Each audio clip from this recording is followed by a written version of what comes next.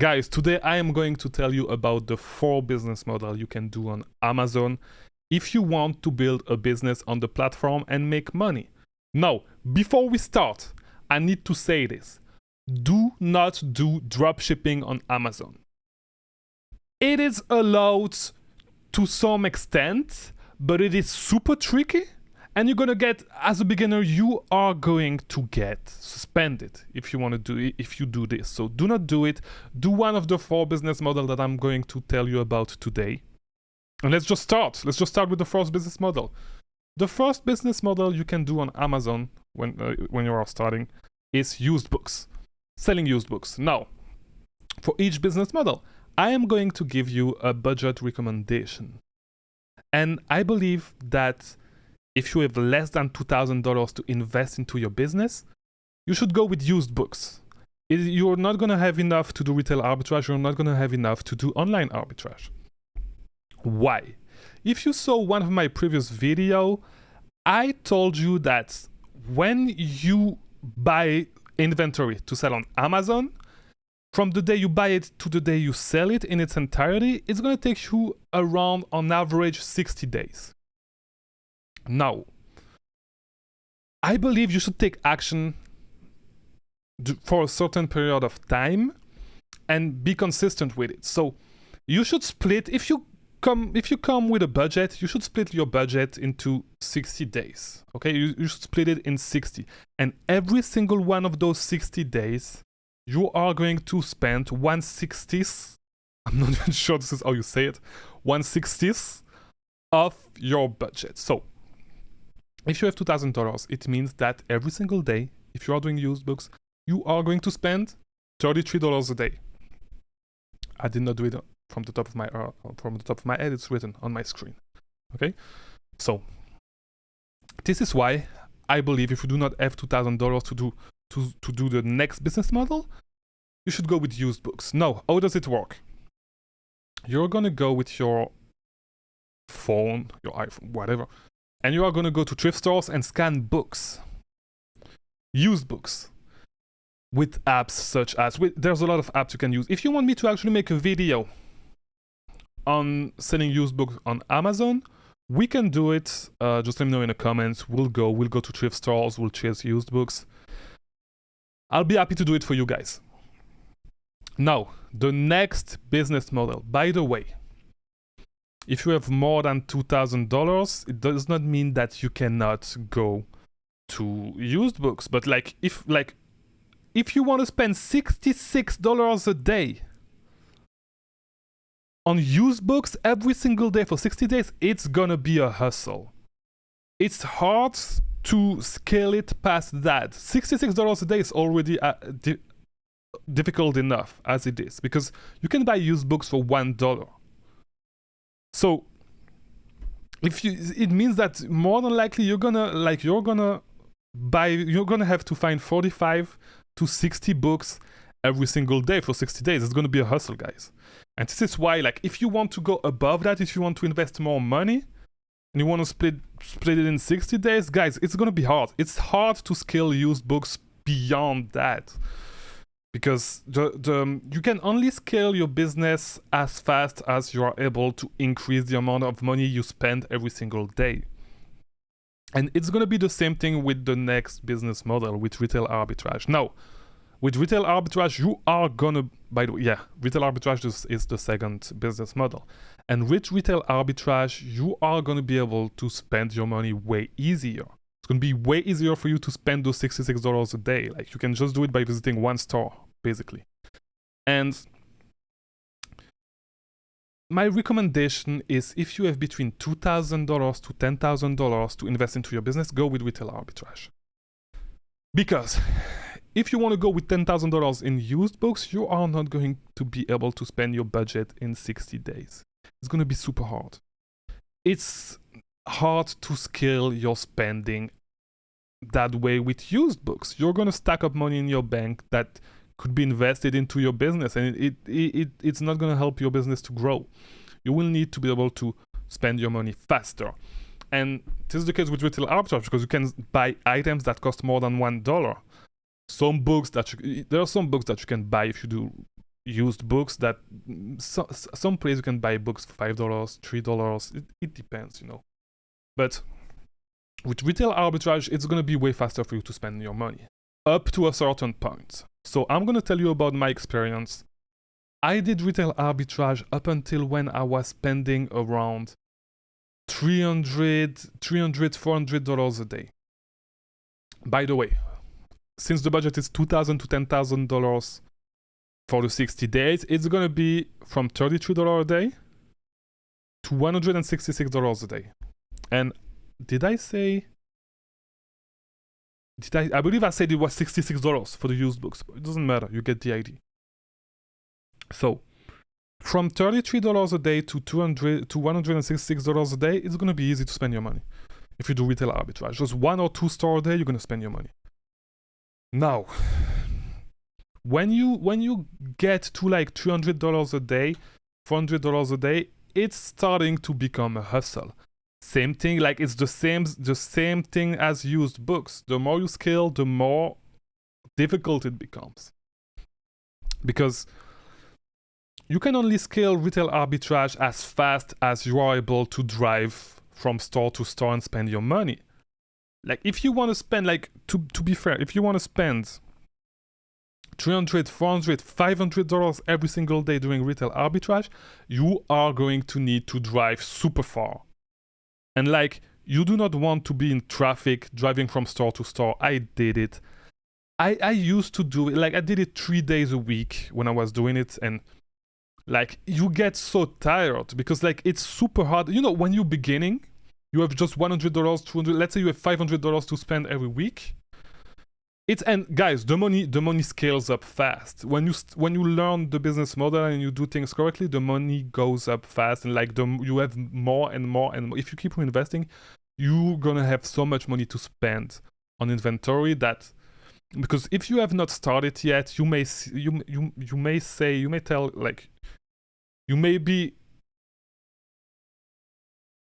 I don't even know to phrase that, but the amount of money I'm talking about may seem big, and you may tell yourself, hey, it's a big amount of money, like it's out of touch. Guys, the money is gonna scale so fast you don't even realize. So if you're gonna realize that doing retail arbitrage, you're gonna be tired, you're gonna be on the road, you're gonna have to go from store to store, it's gonna be tiring, and then you still need to prep your product and stuff. Guys, it's a hustle.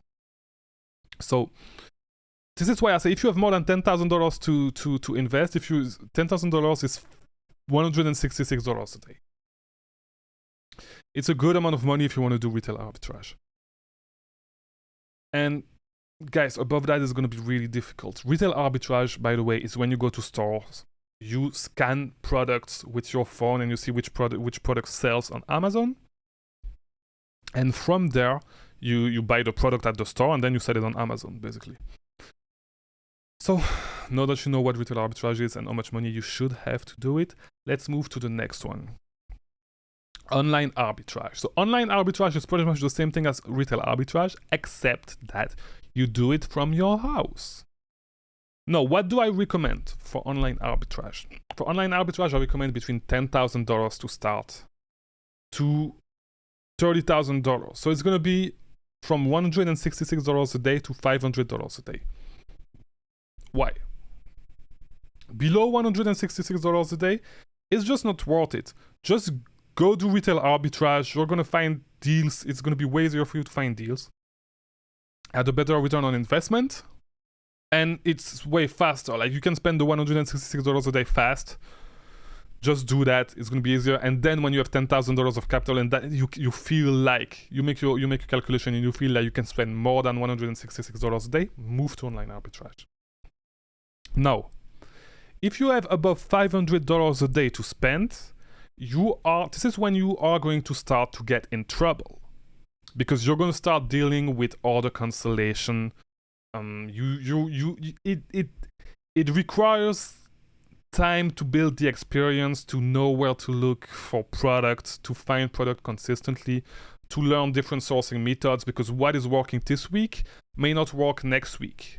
what the strategies you use this week may not work next week, because let's say you only do reverse sourcing.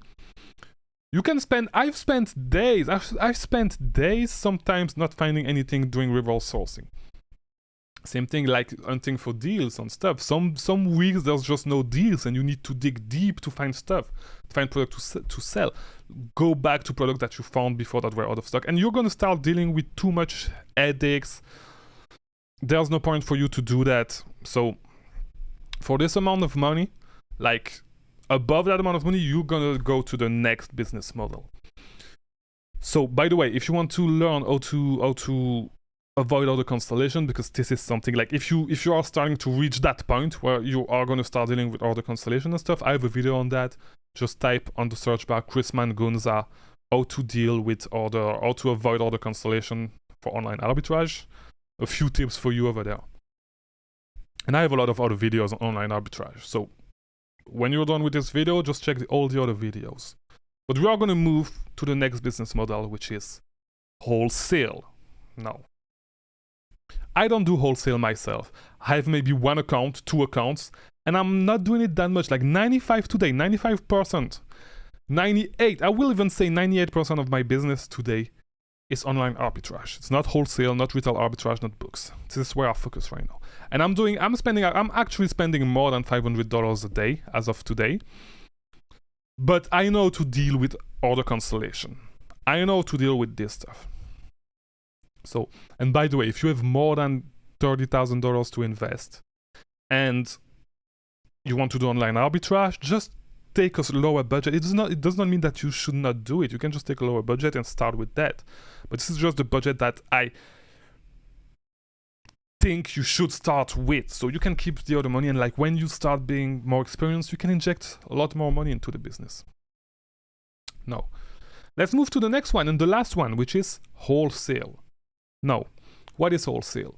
Wholesale is when you deal with wholesaler and you buy stuff in bulk. So you buy way bigger quantity than with online arbitrage. So with online arbitrage, it depends. Sometimes you can buy $100 of a product, 100 units, but more, like most people just buy like 10, 20 units. Like you need to do more advanced stuff to be able to buy more units most of the time. No, some website when you do online arbitrage allows you to buy like 99 units of a product, but most websites do not do that. So this is different when you deal with wholesaler. Now, when you deal with wholesaler, you are gonna need to deal with minimum order quantity. So minimum order quantities is like when you deal with a wholesaler, you buy directly, like closer from the source. You're gonna need to buy a big quantity, and you're gonna have minimum order, like minimum amount to spend. Some wholesaler requires $50,000 for your first orders. For some, it's gonna be way lower, but the barrier of entry is lower, which means that you're gonna have more competition. You're not gonna find as much good product. Now, a lot of people are able to do wholesale with less money, but what I believe is you should have at least $30,000 to start. That way you can place big enough orders. And a lot of people are going to say, yeah, you can do it with less, but I believe you should build your experience first on the platform and dealing with buying inventory and stuff. Do not jump into wholesale if you've never done it. Like if you've never placed orders with suppliers and stuff, do not do it. Same thing with private label. I haven't talked about private label, but it's pretty much the same thing. And I started with private labeling, and I believe you should have more money to do it. I would place private labeling and wholesale at the same place, basically. So what is private labeling? Private labeling is when you buy product from China directly and you put your brand on it. You either contract a factory or you buy product in bulk, you put your brand on it, or your brand on it. You may make a few modifications and then you ship it to the US. You ship it to FBA warehouse and you sell it on Amazon. I believe you need more than $30,000 for those business models, because your money is going to compound way slower, especially with private labeling. It's going to compound way slower than if you just do retail arbitrage. And this is the reason why I actually started with private labeling and I went to retail arbitrage, because I saw that my money was going to be able to compound way faster, and this is what you want, the maximum amount of growth you can with the less headache possible. Now, if you have less than $30,000, like, you're not going to get as much growth as if you were doing like other business model, and you are going to deal with more headaches. So I will repeat the budget recommendation. Under $2,000, use books.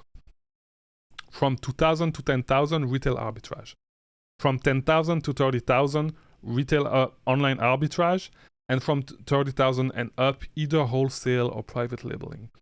I would tell you start first with wholesale and then move to private labeling, because if you do private labeling, it's starting to get interesting when you start dealing with branding and building your own brands and stuff, like, and not just sticking your barcodes, sticking your logo on some random products. This is all the business models you can do on Amazon. And if you want to learn more about online arbitrage, what it is, how much money you need to start it, if you want to have a better split of all the money and what you're going to use your money with, just check out this other video, and I'll see you in the next one.